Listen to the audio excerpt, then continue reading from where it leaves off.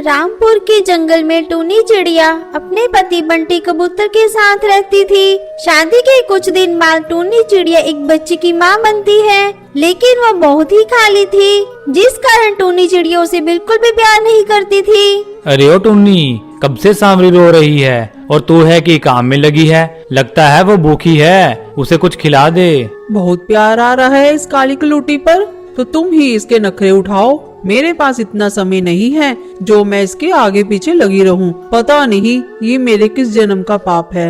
ऐसा मत कह टूनी चिड़िया, ये तेरी ही बेटी है। अगर तू इसे माँ का प्यार नहीं देगी तो कौन देगा? बंटी के बार बार कहने पर भी टूनी चिड़िया सांवरी पर कोई ध्यान नहीं देती।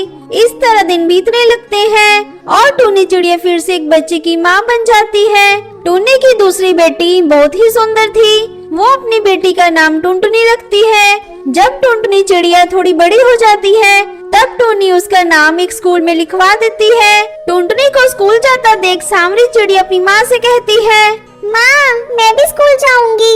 मेरा नाम भी टुनटुनी के स्कूल में लिखवा दो। चुप, तू स्कूल जाकर क्या करेगी? तू घर में रहकर घर का काम कर। अपना रंग देखा है? रोटी के तवे की तरह काली है।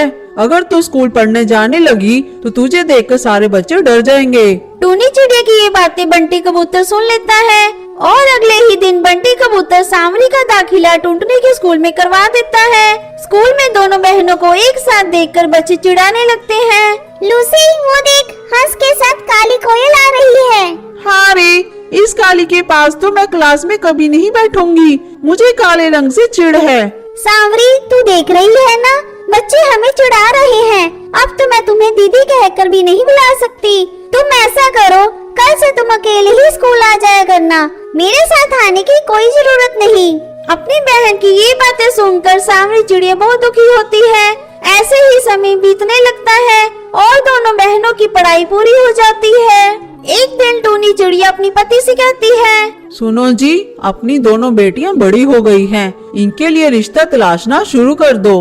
तुमने तो मेरे मुंह की बात छीन ली। मैं भी तुमसे यही कहने वाला था। मेरा वो दोस्त है ना हरी तोता, उसका बेटा काला कौआ विदेश में नौकरी करता है। वो सांवरी से अपने बेटे की शादी करना चाहते हैं। मजे की बात तो यह है कि वो कल ही अपनी सांवरी को देखने आ रहे हैं। अगले दिन हरी तोता अपनी पत्नी मुनमुन तोती और बेटा काले कौवे के साथ सांवरी चिड़िया को देखने आता है। सांवरी चिड़िया सबके लिए चाय लेकर आती है। उसका रंग देखकर मुनमुन तोती नाक चढ़ाने लगती है। बहन जी, वैसे तो सब ठीक है, पर आपकी बेटी का रंग बहुत ही काला है।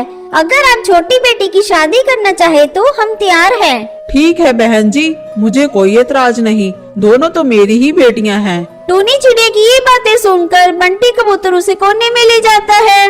टुन्नी, तुम ये क्या कह रही हो? सांवरी क्या सोचेगी? तुम चुप रहो जी। इस काली कलूटी के कारण इतना अच्छा रिश्ता नहीं जाने दूंगी। इस तरह टुनटुनी चिड़िया की शादी कालू कौवे से हो जाती है और वो विदेश चली जाती है।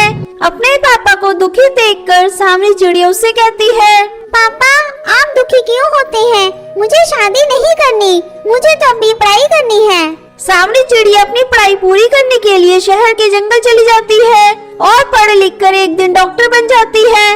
एक दिन डॉक्टर टूनू सांवरी चिड़िया से अपने प्यार का इजहार करता है। सांवरी, मैं तुमसे प्यार करता हूँ, क्या तुम मुझसे शादी करोगी?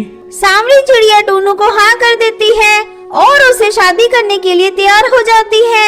ये बात सांवरी अपने माँ बाप को बताती है। जल्दी ही सांवरी चिड़िया की शादी टूनू से हो जाती है। इस तरह दोनों बहनें अपने अपने ससुराल में खुशी खुशी रहने लगती हैं।